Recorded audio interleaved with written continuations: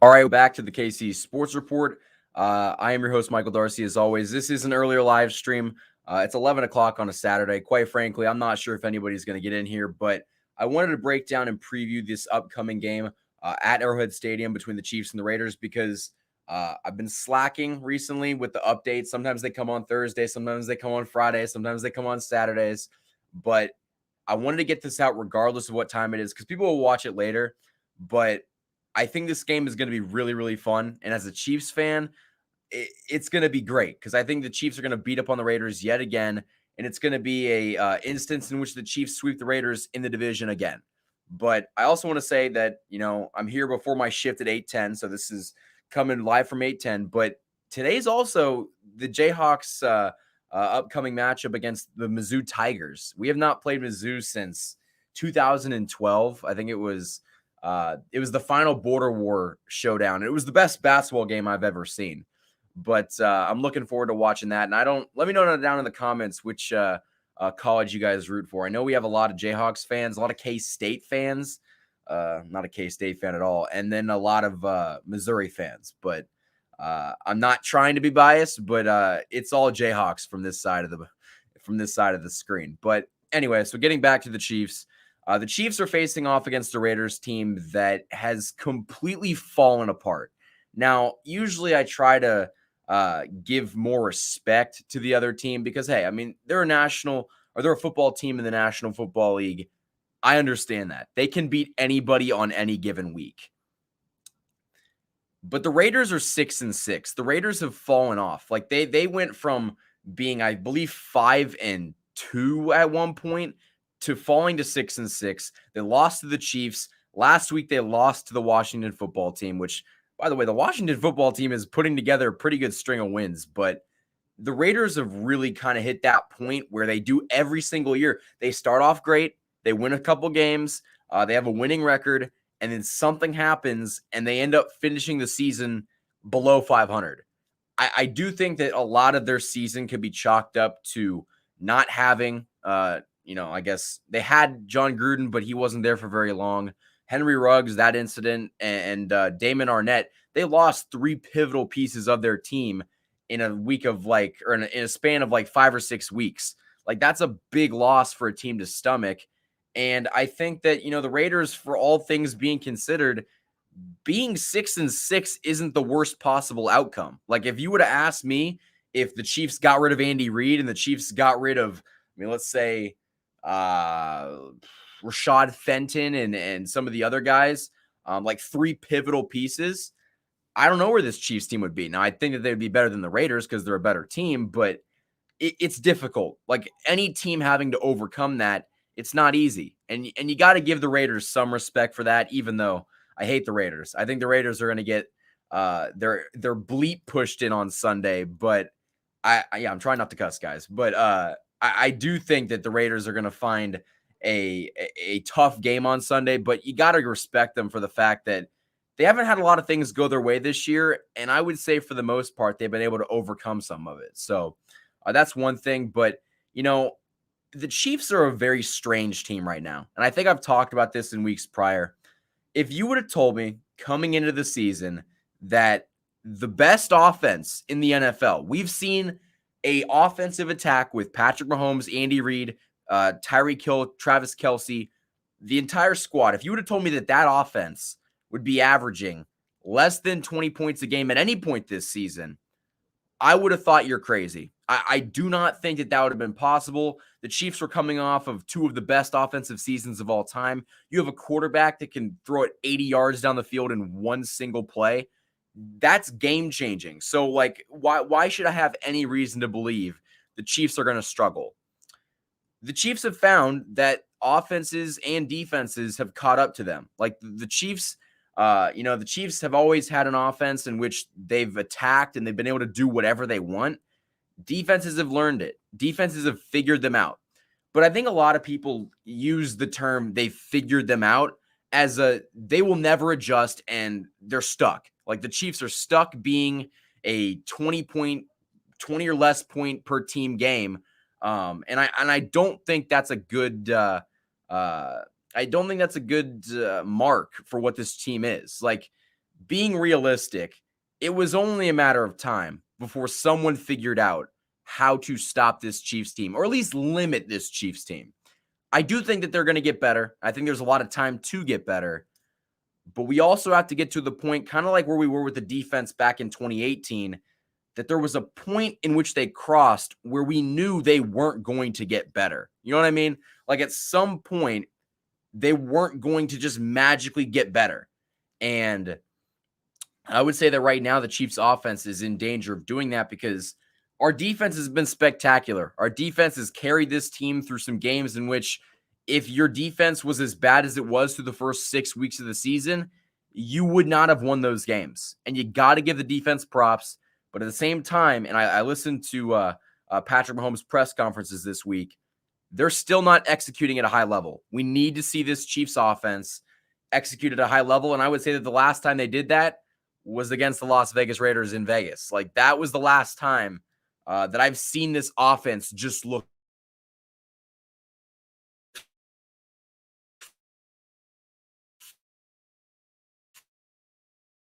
like it. No, the Raiders always been a team that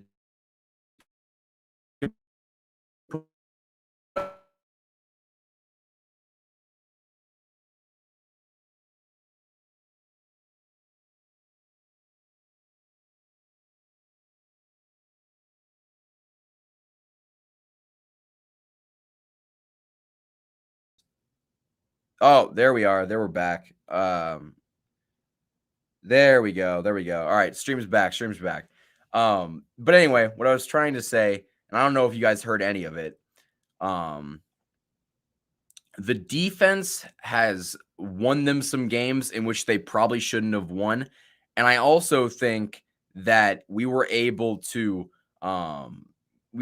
do some stuff offensively that we shouldn't probably have been able to do in some games. Like a perfect example of that is against the Raiders the last time. You put up 40 plus points on a Raiders team that wasn't bad at that time. Like they kind of started their downward decline then, but at that point they were first or second in the AFC West.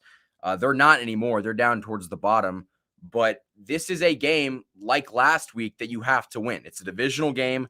Luckily, this time it's at home. But, you know, last week the Broncos were, I believe they were 5-4. I mean, no, maybe it was 6-5. They were 6-5. And one win, if they would have beat the Chiefs last week, they would have, I believe, jumped into first place because the Chargers lost. There's a lot of games that are very close in this division, and a lot of times where if one team wins but another team doesn't, we are going to see a shift in the division. Now, I don't think the Chiefs are going to have a game where they lose to a divisional opponent the rest of the year. I think that they're probably going to win out, at least in the division, which I do think they're going to win out overall, but that's a topic for a completely different video. But they're going to win out. In my opinion, they're going to win out. And I think that against this Raiders team that, let's be honest, guys, this Raiders team is kind of cooked. Like they're not a football team with much of a backbone right now. And what I like about Andy Reid in the last matchup that the Chiefs played the Raiders, he went for the jugular. Like Andy Reid tried to end them. And that's something that we really haven't seen. Andy Reid's kind of like, all right, we're just going to go down the field. We're going to score. But as we're up to maybe 10 or 12 points in the last couple minutes of the game, we're not going to do anything about it. In that Raiders game, they went pedal to the metal for 60 minutes. Like that was, I said this back in my recap video back then, that was the best Chiefs game like that I've seen from both the offense and the defense from start to finish in I don't even know how long. Like that was a complete team win in which I actually felt a lot of confidence. And you guys know I'm very pessimistic. Like I'll be on the radio. I'll be on the channel talking about how, oh, this wasn't good enough or this wasn't good enough. In that game, I thought that, you know, both aspects of the game played exceptionally well. And I don't think that anything's going to change. Like I'm looking at my keys to the game right now. You're going to have a pretty good chance to win this game because, like I said, the Raiders are kind of not a good team anymore. Like they've fallen off. But, as I was talking about in my last preview, because I'm recycling a lot of the same material, but it's because it worked so well in the first game that why wouldn't you copy the exact same game plan and attack them that way? Like, I think that if you were going to go after the Raiders, you've got to get after Derek Carr. Derek Carr is the engine that makes that car run at this point. And we saw in that last game that he's not shy to turn the ball over. He will turn the ball over. And if you can get to him, which our front four has done a phenomenal job over the past 5 or 6 weeks of getting to quarterbacks, I think this is going to be a very lopsided game. Now, in the first game, I was like, all right, I don't really know what we're going to get from the Chiefs offense. The Chiefs defense looks better, but they weren't really established yet. This is a game which your defense has basically been established. They are a bona fide average to above average unit at this point. I would say they're above average. I mean, they're playing at a level in which I haven't seen from this Chiefs team in forever. And we had average defenses last year, and then I believe in 2019 our defense ranked in at like 13 or 14. This defense is better than those defenses. And it took 7 or 8 weeks to find that out, but it's better late than never. It's the old sports adage. It's not how you start, it's how you finish. Yeah, that's true. Like, it really doesn't matter how you start. It really only matters how you finish. And the Chiefs defense is finishing on a great note.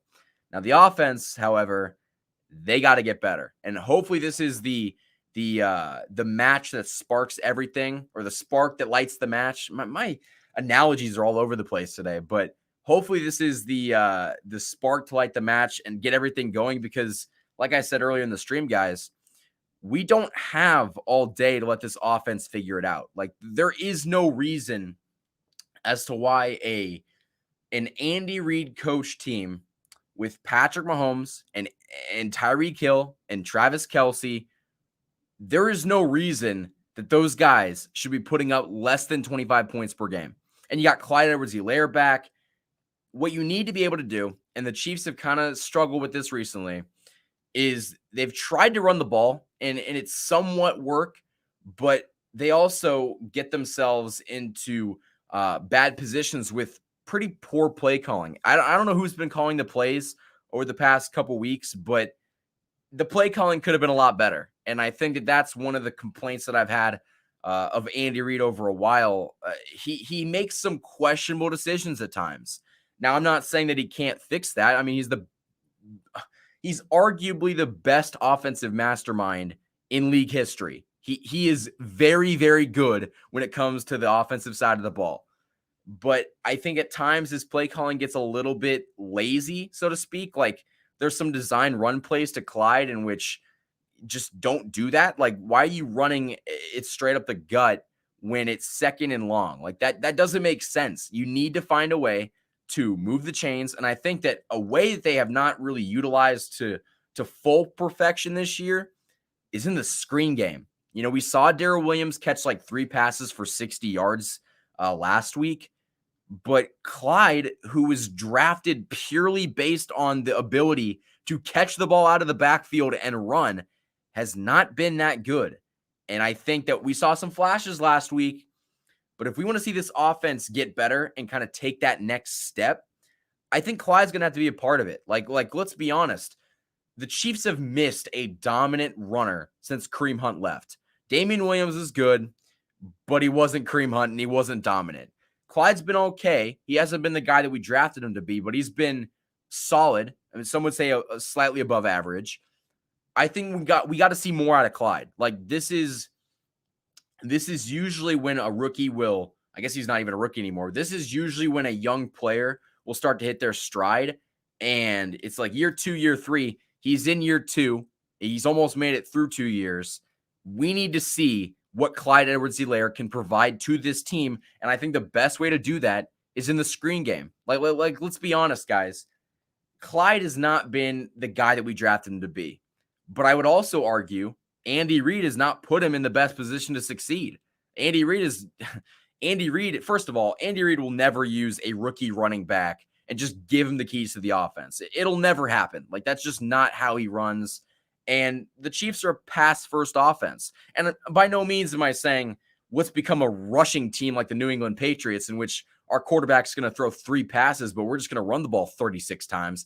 I'm not saying that. That is not the Chiefs' brand of offense, and I'm not even sure if that would work. I mean, we got the guys up front, so to speak, to maybe do it, but that's not an offense that I think could win you a Super Bowl. Like, I think your quarterback is going to have to be great. And Patrick Mahomes, which is a great segue into my next point, Patrick Mahomes has not played consistently good football this year. There's been times where he's come out and he's thrown 5 touchdowns and 400 yards, and he looks like the best quarterback that we've ever seen. But there's also some games, and the past 2 have been a perfect example, when he's had pretty below average games. He's had first of all, he hasn't thrown a touchdown in the past 2 games. He rushed one last week, but he has not thrown a touchdown, and he's been like under 300 yards passing. And that's not a Patrick Mahomes that we're accustomed to seeing. This year, he has been a little bit off. But again, I say to everybody that's calling him a bad quarterback and that much, he's having a very good season, considering the fact that for Patrick Mahomes standards, he's not having a good season. He's top 5 in touchdowns, and he's top 5 in passing yards. For a quarterback that is having a quote-unquote bad season, that's a pretty damn good bad season. Like, I will take that. But, I think that the biggest thing has been turning the ball over. And against the Raiders, you still turn the ball over. I think Mike Hughes had a punt return fumble where he brought it out and it got stripped. That's something that really isn't on the offense. That's more on special teams. But I think that we need to see this offense continue to trend in the direction of not turning the ball over. Like, that's something that if you can go a week at a time without turning the ball over, that's how you get better. And I think that that's really correctable. These turnovers that have been happening every week when you've been turning the ball over like 2 or 3 times, at a point, it's not on the players anymore. It's on Andy Reid and Eric Bieniemy for not punishing his guys or teaching them not to fumble. Like, at some point, that lies on coaching. And I think that not a lot of people have been talking about that, but that the ability to turn the ball over as much as they have been doing, that speaks to a undisciplined football team. Like, let's be honest, guys.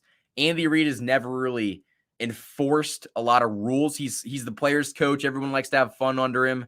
And I mean, that might be why he's one of the most successful coaches in NFL history. So he definitely knows more than I do. But there is times in which he hasn't really shown discipline, and he hasn't shown that he can get mad at some players that, quite frankly, need the attention and need to be disciplined. And he's kind of lacked that. But I do think that this Raiders game is going to be an instance in which the Chiefs do not turn the ball over. I don't think the Chiefs are going to turn the ball over. Maybe I shouldn't have said that. I think Tyreek Hill's drops have been a major problem. Just hits him in the hands, and it just flies up in the air, and it just lands in a defender's hands. There is nothing Pat can do about that. If Pat is putting a ball right on the money, and it's hitting Tyreek Hill in the hands, it's not even hitting him in the hands. It's hitting him in like the forearm, because he doesn't catch with his hands. He catches with his body. If Patrick Mahomes is putting bullets on his receivers every single time, and it's not just Tyreek Hill, even though Tyreek Hill has dropped like 6 passes that have resulted in a interception. Remember, guys, Travis Kelce was very close to fumbling that ball last week. And if they would have called that a fumble, I wouldn't have even been mad. Like, there was a strong possibility that call went for the Raiders. Not the Raiders, went for the Broncos, but it didn't.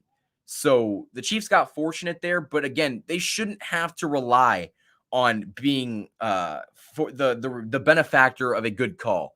That should not be a thing. The Chiefs have got to get to the point, and I think they're starting to get there, where everything is in their hands. The chance to win the division, that's in their hands.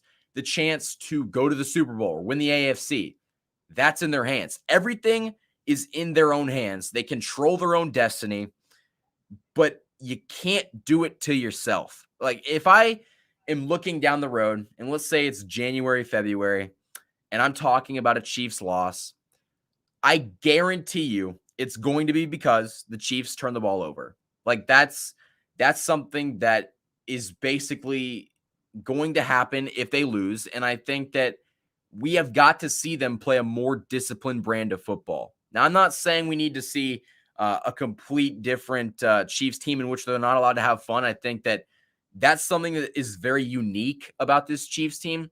These guys will go out there and have fun. They'll be dancing. They'll be swag surfing on the sideline.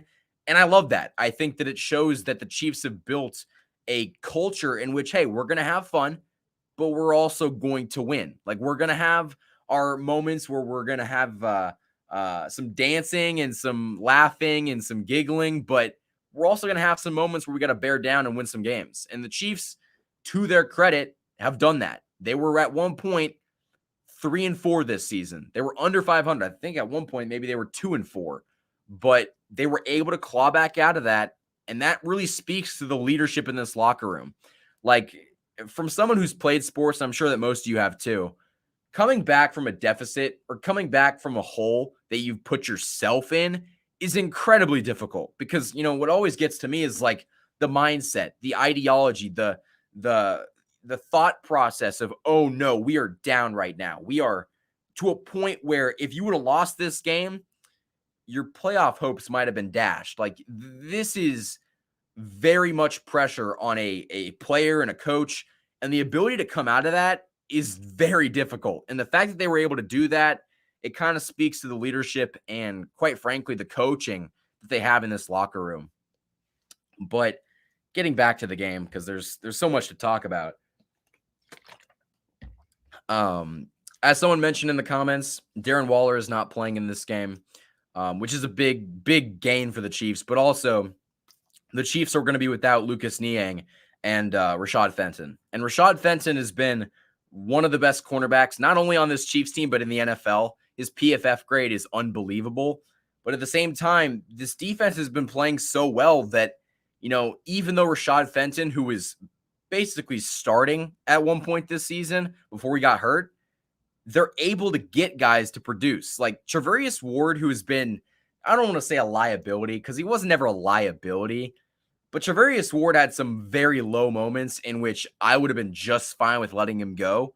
Charvarius Ward has turned into a guy that once he learned how to turn his head and like stay with the receiver, he's been really good. Like Charvarius Ward has also been a lockdown corner. Now, obviously, Charvarius Ward, like most players, are going to have their moments in which they just look terrible, but the risk at this point doesn't outweigh the reward. Like the reward of a good Charvarius Ward, wow, that kind of rhymed there. The reward of a very good Charvarius Ward is a greater benefit to this Chiefs team than the risk of Charvarius Ward being out there and possibly giving up a touchdown. Like that, at this point, Charvarius Ward has become one of our most solid assets, and I would not have guessed that coming into this season, but I think that's honestly the story of the Chiefs' defensive turnaround. I think that a lot of the guys that weren't pulling their weight through the first 7 weeks of the season finally woke up, and they're like, okay, it's our turn now. You know, we've let Patrick Mahomes and the offense carry us for so long.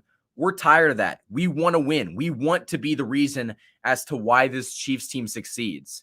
And when the offense has been, let's be honest, the offense has been piss poor, but the defense has been phenomenal. Like we've seen guys like Jerron Reed get unbelievable pressure. Frank Clark, when he's been healthy, has been great. Melvin Ingram, who I might argue has been the best addition that the Chiefs have signed, or I guess traded for, in quite some time. He's been a spark plug. But you also are seeing guys in the back end of the defense like Rashad Fenton and L'Jarius Sneed and Charvarius Ward, and guys like Juan Thornhill, and at times, Dan Sorensen. At times, Dan Sorensen. Doesn't mean that he isn't bad, because Dan Sorensen was one of the worst NFL players that I've ever seen in the first 7 weeks of the season. But it just kind of shows you that when they reduced his role and made him into more of a hybrid linebacker, he's had 2 big picks in 2 divisional games.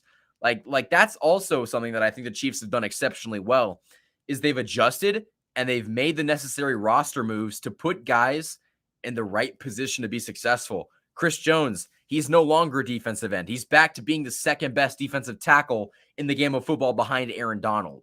Like that is where he thrives. And the Chiefs, for whatever reason, and I'm guilty of it, I thought that maybe moving Chris Jones on the outside would solve a lot of your pass rush deficiencies. But let's be honest, Chris Jones as a defensive end, he's below average. He's too big to be a defensive end and he's too slow. But what I was worried about was, oh no, since he lost 20 pounds to play defensive end, is that going to affect him playing a defensive tackle? Because defensive tackles are huge, guys. Like, I don't really have to tell you that. But when you cut down weight to be a defensive end, you don't see a lot of defensive ends play defensive tackle very well. That's not very common. So I was kind of worried about that. But Chris Jones came against the Cowboys and had 3.5 sacks. Some would argue 4. So clearly he's back to being that dominant interior pressure force that we've needed for the remainder of before he got there, and we're going to need him for the rest of the season. But I think that Chris Jones moving back inside, the addition of Melvin Ingram, guys that have really pulled their weight and then some, performed past expectation. That's why this defense is playing so well. Like, it's not something to do with the scheme. It's not something that they learned overnight. I think that a lot of it could be chalked up to getting healthy, finally getting to know the scheme, not just getting enough to get by, like knowing enough to get by. They actually know the scheme now. There's less confusion pre and post snap, I would say. But also, I think that, it's really difficult to turn a defense around in 7 weeks. Like, remember, guys, this defense, I was on here thinking that we could literally get rid of every single player not named Willie Gay, Nick Bolton, Rashad Fenton, and L'Jarius Sneed. I was okay with clearing house because at one point there were guys making business decisions, not tackling guys. That Tennessee game was really the culmination of all my frustration. I would say that was the game that really hit my boiling point because, everyone uses that Tennessee game as the second half. That's when the defense really stepped up. I don't. I think that, the Titans were like, dude, we're up 27-0. Why would I ever continue to put the pedal to the metal? Like, we don't need to do that. Let's just play game manager here and just run the clock out. Like, that's all they had to do. And Chiefs fans are like, oh, it was the Tennessee game in the second half. That's when they turned the corner, and that's when they flipped the switch. I don't think so. I can't remember who they played after that, but the game in which I feel like they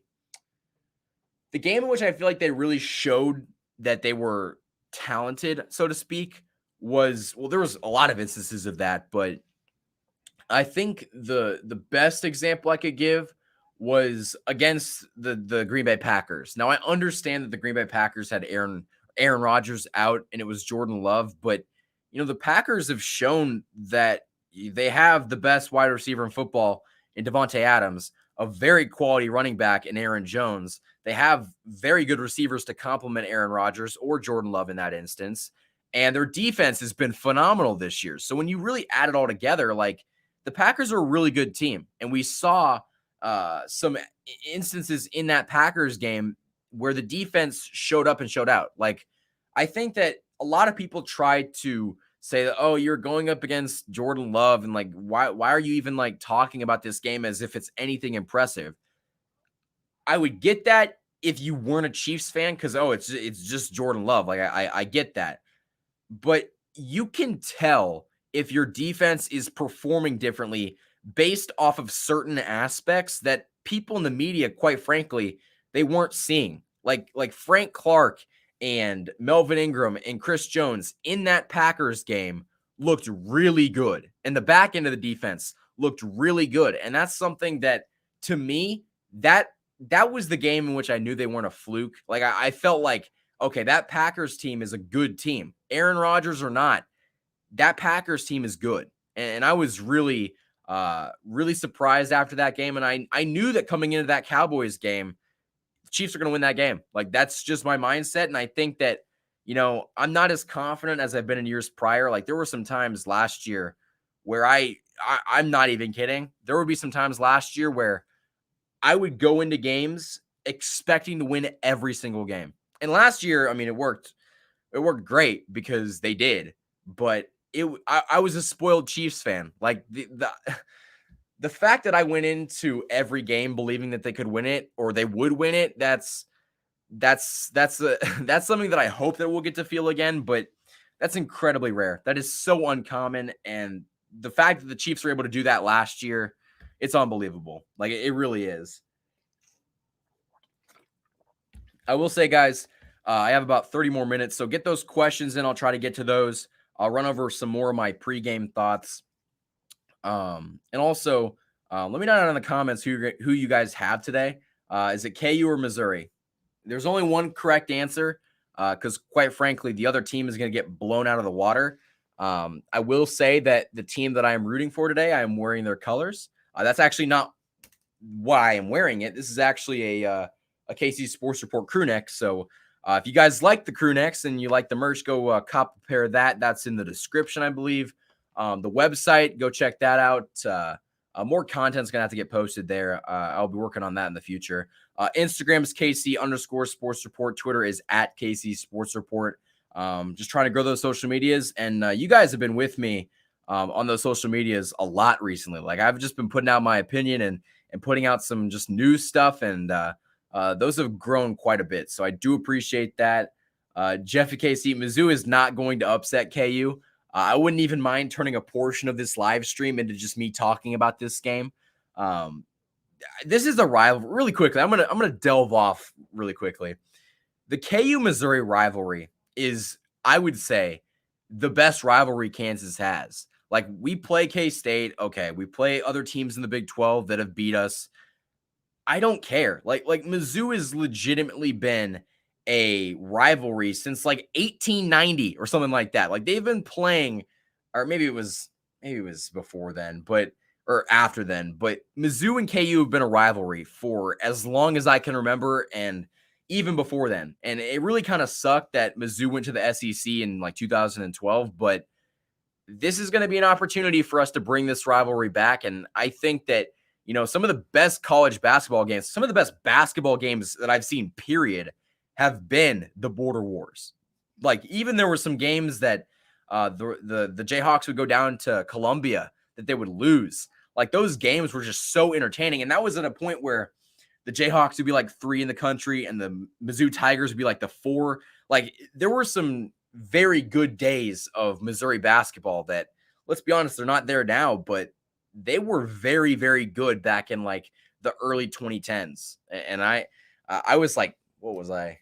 Like, I was like 10, 11 years old watching them, but I knew that this was really, really special. So I'll get back to the Chiefs coverage because that's what you guys want to hear. But just know that your boy's rooting for KU today. And for Jeffy KC and any other Mizzou fans that are watching this, KU is going to win by like 25. But that's besides the point. And getting back to this Raiders game, remember, guys, how Andrew Wiley was a right tackle for us in that last game, and he was going up against his former teammate in Max Crosby. And Andrew Wiley, for being a third-string right tackle, actually stopped Max Crosby. Max Crosby did not have an impact on that game. And I think that a lot of that might have to do with the fact that they were teammates in college. And, hey, I went up against you every single day in practice. I know what you're going to do. I know when you're going to do it. And Andrew Wiley is just a more veteran presence and a more experienced player. And I think that that's something that had to do with him winning the majority of the time. But I expect Andrew Wiley to be the same right tackle this Sunday. So that's going to be an interesting matchup to watch. But, I mean, like I said earlier in the video, get to Derek Carr, force pressure. He's not a stranger to turning the ball over. You're going to win this game. Let's be real here. The Chiefs, as long as they don't absolutely trip over themselves, and as long as they don't turn the ball over 3 or 4 times and give the Raiders more opportunities than they need, they're going to win this game. Like the Chiefs, I fully expect their defense to force a couple different turnovers, and I think that the offense should hopefully take care of the ball. We saw an offensive explosion against the Raiders last time. I don't think they're going to put up 40. I think that's a little bit unrealistic because this is going to be the second meeting. They faced them before. The Raiders are going to have a little bit more of a feeling for what the Chiefs are going to try to do, but I still think the Chiefs should try to put up 30. I think this is a game in which you win 35-14 or 35-17. I fully expect this Chiefs defense, which, by the way, the Chiefs defense has not given up 10 or more points in a single half since October. We are in December, ladies and gentlemen.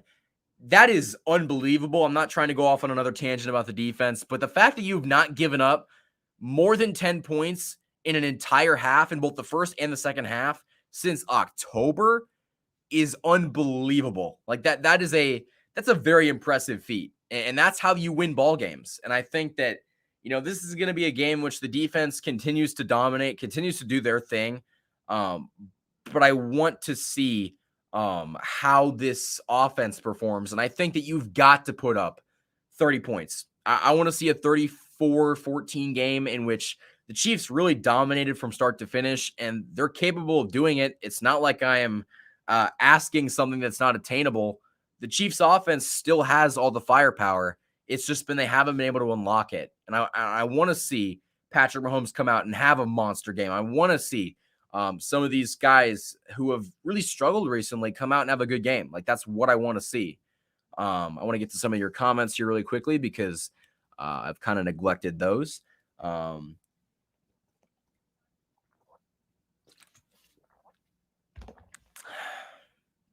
Is it time to give up on Mecole Hardman? I guess it really kind of matters what you count as give up. I've kind of been over Mecole Hardman for a while now. Like, I'm not ready to give up. Like, I want him on the team because he's on his rookie contract, but I would say that after his rookie season, where he was a Pro Bowler in his rookie season, but after his second season, I was kind of like, all right, it wouldn't really be the worst thing in the world if we just let him go. So I'm giving up is a strong word. I don't want him back after his rookie contract, but I want him to continue to play on the team. Like, I don't think it's smart to cut him. Draft happens tomorrow. Do we continue to improve offensive tackle or go cornerback? Oh, it's no question cornerback. Well, being realistic, I wouldn't draft a cornerback in the first round. I would draft a defensive end. But I do think that you address defense because we've seen how good this Chiefs team is when you have a defense. Draft defense, maybe pick up like Juju Smith-Schuster in the offseason for your wide receiver number 2. I fully expect, and I don't want to get too much into it because, guys, it's like December. It is December 11th. I didn't even know the date, but it's like December 11th. Oh my gosh, we're 14 days away from Christmas. Man, my life is too busy, guys. But I completely lost my thought. Go ahead. So basically, I think that we should go with a defensive end. If you are going to draft a cornerback in the first round, I obviously wouldn't be upset. Sorry, I'm still not sure about that. But I think but I think that it would not be a smart decision to draft a tackle in the first round because there's no purpose. There's no need to get one. Let's see. I kind of just had an aneurysm just reciting all of that. I'm sorry about that. I'm excited to see KU versus Mizzou. Hopefully it's a good game. I do too. I mean, regardless, I'll be entertained because I love watching those two schools go up against each other. But I don't think that Mizzou's going to win this game. What's up, Darcy? What's your score prediction for tomorrow's game? I think I said this. I'm going to go with 30. I'm going to go with 31-14 Chiefs. I think that this is a game in which the Chiefs dominate from start to finish. The defense flies around. The defense makes plays. And I think that Patrick Mahomes will have a better game. And if he can be consistently good, we're going to be where we want to be at the end of the season. Like, the defense has shown that they're going to put you in a good position to be successful. And the only thing that I am questioning at this point in time is, can the offense match it? Like, that's all I really know. Greetings from Francisco. From Mexico, presently on vacation, originally from Hollister, California, USA. Always a Chiefs fan. I'm 60 years old, being 50. Wow. Congratulations for being on vacation. I'd rather be on vacation right now too, but I really do appreciate you watching the live stream. I really do and I appreciate all you guys watching the live stream. It's always great. It's always great to get you Chiefs fans in here and talk football with you guys. Yeah, Siri roasted me. Honestly, there's times where I'll be at the gym and I'll be like benching and I will, because my music runs through my headphones and so I'll go like this and it will basically hold Siri down and it'll basically ruin my set. But you guys don't really care about that. But yeah, Siri is always getting in the way. Siri's always messing me up. But what can you do? Darren Waller, Carl Nassib, and Patrick Anusuwari. Well, that was actually better than I thought. Yeah, those guys are out. And then, yeah, this is the one that I was just looking for, Lenny. Denzel Perryman is doubtful, which Denzel Perryman not being on the roster for this game would be pretty big because, I mean, he's their linebacker. So not having a linebacker when you have Travis Kelce, who is eaten against the Raiders in previous years, going up against those linebackers, that bodes really well. But I guess, remember, guys, Travis Kelce hasn't had a great past couple weeks, but keep in mind, he had 130 yards against the Raiders in the first game. Like, it was we're going to go to Travis Kelce right now game. And they did that. Like, they went after Travis Kelce from the very beginning of the game, and they just gave him the ball and gave him the ball and gave him the ball. And I think that is a real formula for success. If you give your playmakers the ball right away, just force feed them targets, you're going to do very well. Like that should be something that Patrick Mahomes and Andy Reid and everyone should try to shoot for. And I hope that comes in the playoffs. Give your best players the ball right away. Like, make other teams say, hey, we literally have to double team, triple team this dude because he's killing us. And, Tyreek Hill, usually that has been in the past by going over the top and trying to open the game up by Mahomes connecting with Hill for like a 50-yard touchdown bomb. They've been playing a two deep safety look. That's not a thing anymore. You're not going to really take the top off of a defense very much, but you can kind of hit Tyreek Hill in the short to intermediate passing game. And he's so damn fast that he's going to break by guys. Like, I think that has been an area in which the Chiefs have found the most success when they just basically give dump off passes to Tyreek Hill and he can take it 50 yards upfield. But I also think that something that I would do personally more often that they have not been doing, I would be doing more jet sweeps. Like last year, I felt like they did a lot more jet sweeps and they really haven't done that this year. Now, maybe they're saving it for the playoffs. Maybe Andy Reid is just sitting on this wealth of knowledge. I mean, he definitely is sitting on this wealth of knowledge, but he's sitting on a bunch of plays that he's got ready to go for the playoffs. But I would like to see him break at least some of those out because, we're getting to the point in the season where all of these games matter. Like, if you drop this game, it means that the short turnaround against the Los Angeles Chargers on Thursday, that's a must-win game. Like, if you do not win that game, you probably won't win the division if you do not take care of business this Sunday against the Raiders. Like, you've got to take care of business a week at a time. And right now, the challenge is the Las Vegas Raiders.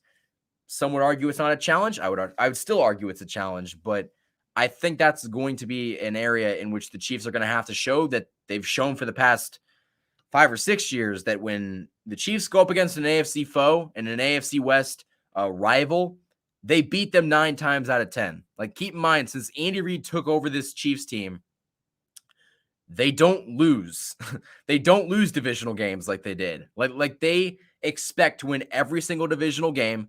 And if they do, for an odd reason, if they do lose the division game, it's 1. They don't lose 2. They don't lose 3. They don't split with any. Well, they sometimes split with people, but they lose 1 divisional game. They don't lose 3. They lose 1. And that kind of shows you how successful Andy Reid has been. That, all right, you might get 1, but we're going to get the other 5. Like that. That's why this Chiefs team has been so successful. It's winning and taking care of business within your own division.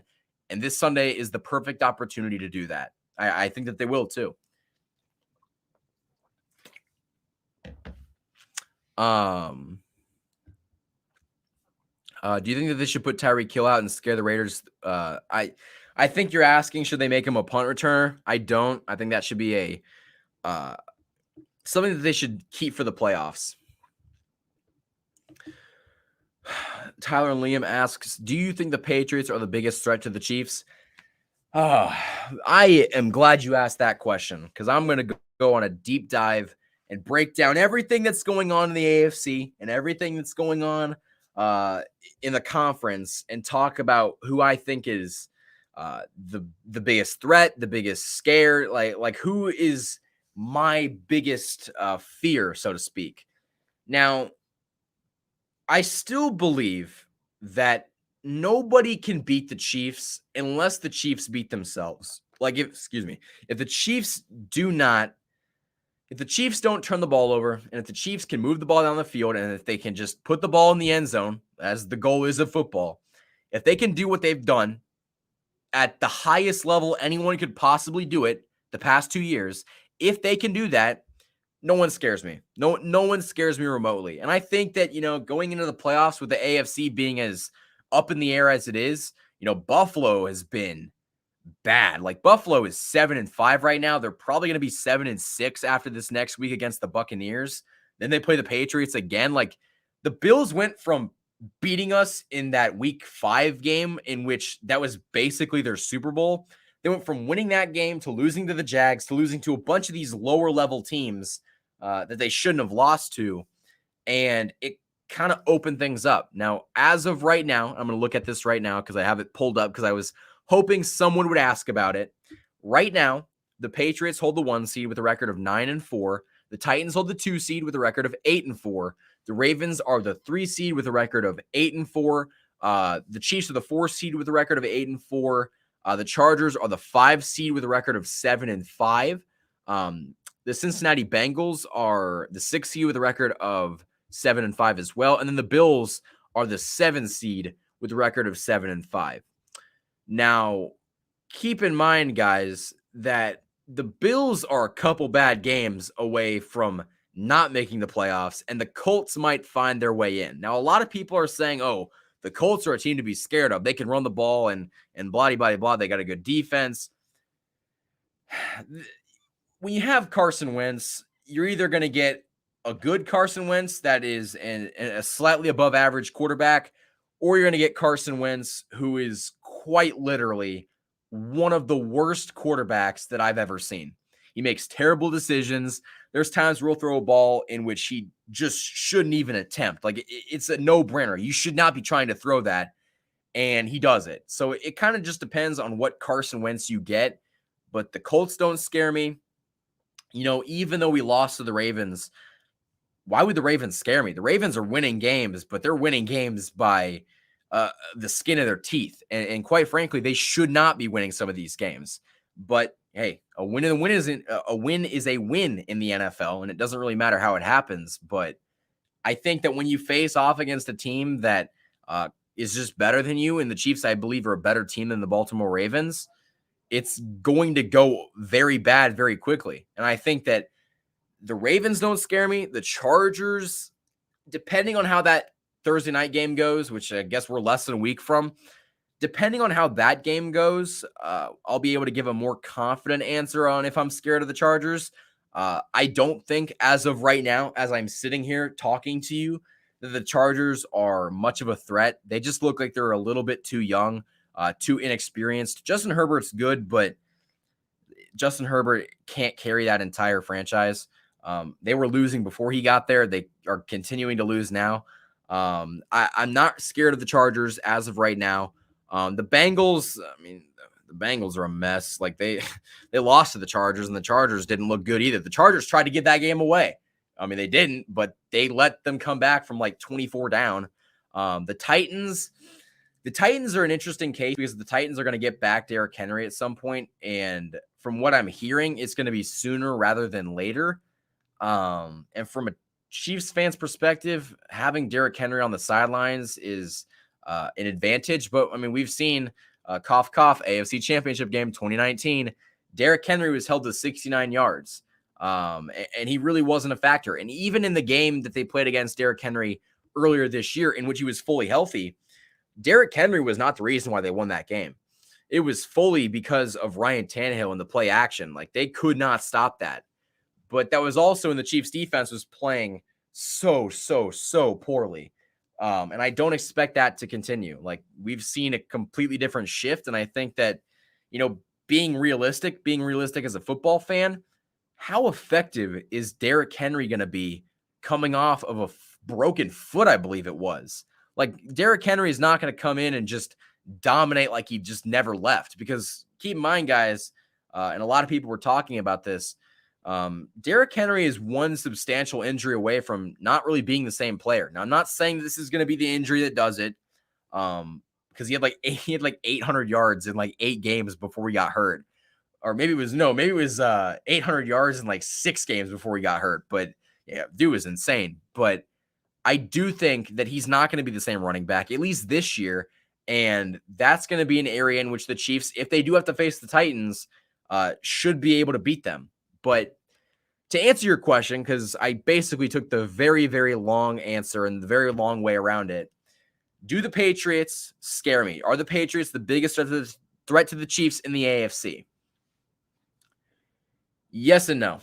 And here's why. So I think that the Patriots and the Chiefs that would be a very good game, because one thing the Patriots do that scares the absolute living hell out of me, the Patriots don't tend to turn the ball over. They play a very smart brand of football, and they capitalize on other teams' mistakes. The Chiefs, whether you like to admit it or not, the Chiefs have been a very mistake-ridden team. They turn the ball over. They make a lot of dumb drop. Oh my gosh, I forgot to even talk about the drops. I might even spare you with my drops rant, because quite frankly, if I start talking about drops, I'll be here for the next hour and a half, and I don't have the time for that. But drop passes and fumbles and all those kind of offensive blunders and mistakes, that's something the Patriots have and always have capitalized off of.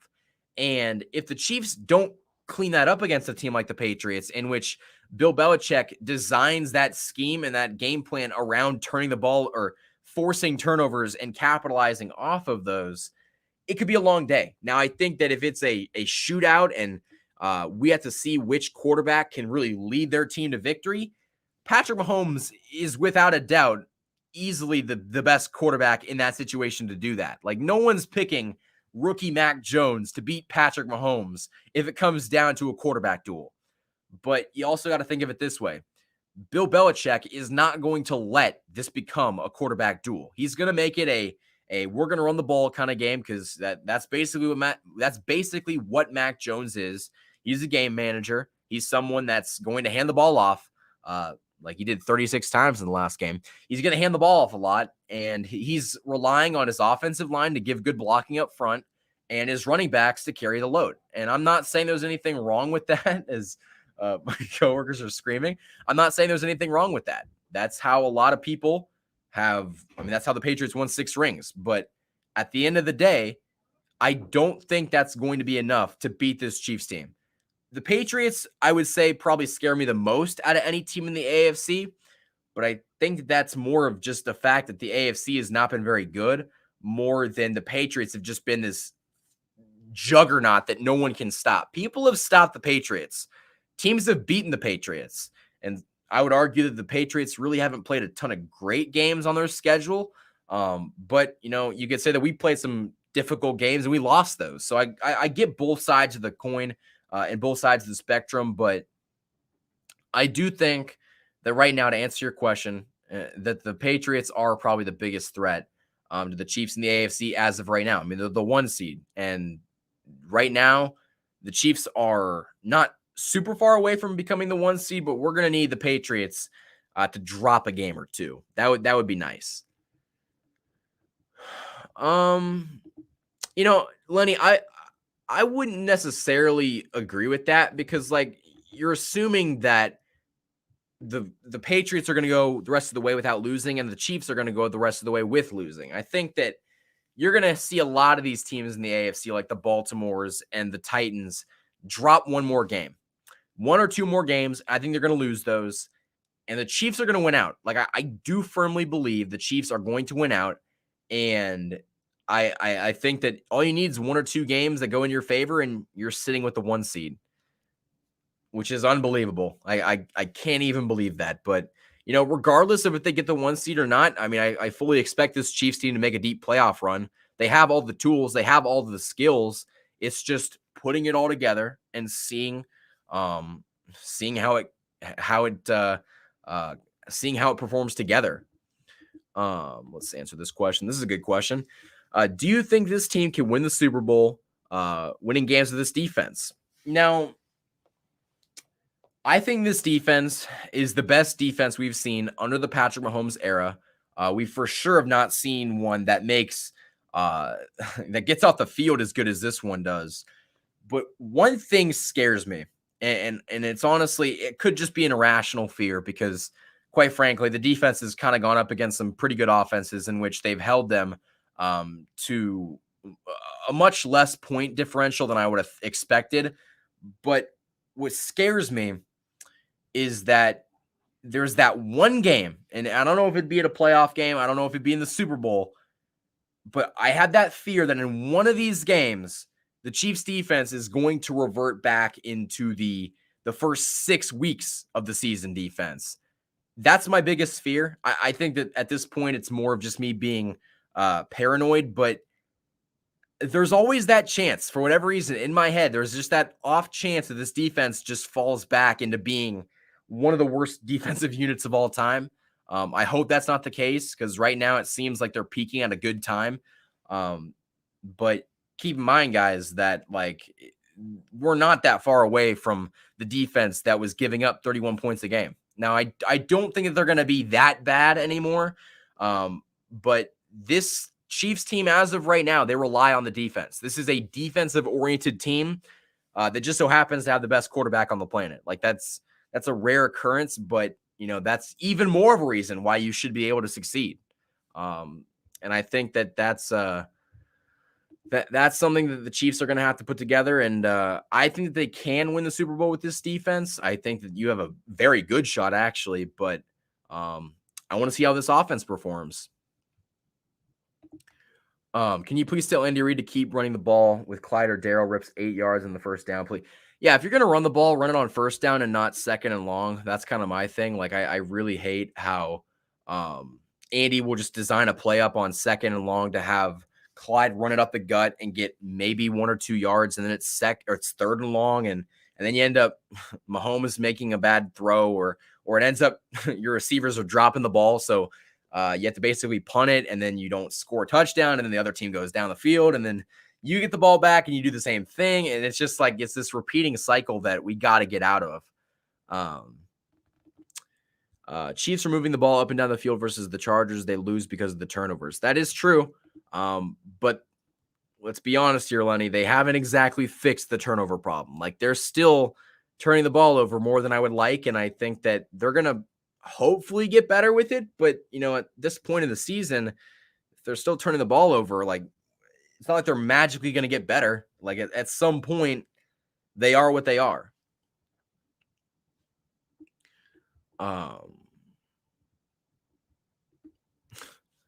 Daniel, the Colts are 7-6 right now, brother. Like if the Colts were this great team that I should be scared about, they would be in the playoffs right now. The AFC is wide. The Bengals are in the playoff picture right now. The Colts are not. I will be worried about the Colts when we play the Colts in the playoffs. If we do, and even then, probably won't be worried. Probably will not be worried. I see a lot of guys talking about the Patriots and all that fun stuff. Guys, I am kind of getting to the end of my shift here for today, so I'm going to probably end up ending this stream. But I want to say that I appreciate everybody for coming by. Again, this was a stream that I planned for 11 o'clock on a Saturday. I really don't blame anyone for not catching this, but I really appreciate the 23 to 25 people we had in here at once. Go follow the show on Twitter. That's at KC Sports Report. I tweet a lot of my hot takes and honestly give updates and news and all that fun stuff.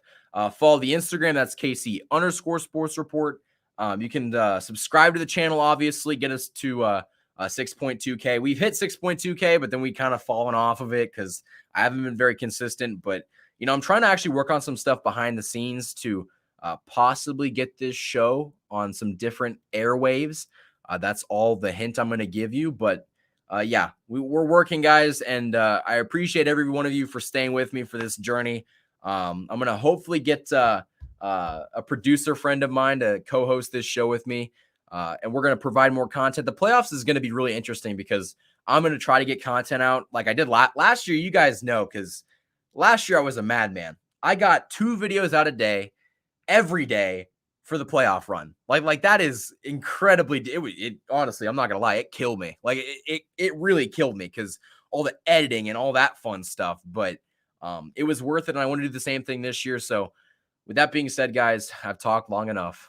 Go watch this KU Mizzou game. Let me know how you guys enjoyed it. I'm definitely going to go do that. But have a great rest of your Saturday. And I will see you tomorrow night after the Chiefs beat up on the Raiders. Until then, have a great rest of your Saturday and go Chiefs.